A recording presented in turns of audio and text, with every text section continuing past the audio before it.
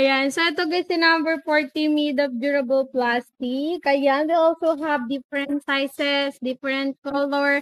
Ayan, mga madam, lagay ng skincare, makeup. Lagayan po ng combo tissue, lagayan ng toothpaste, lagayan ng toothbrush. Ayan, dan ito nga rin po mga madam, yung kanyang. Ano nga po, no?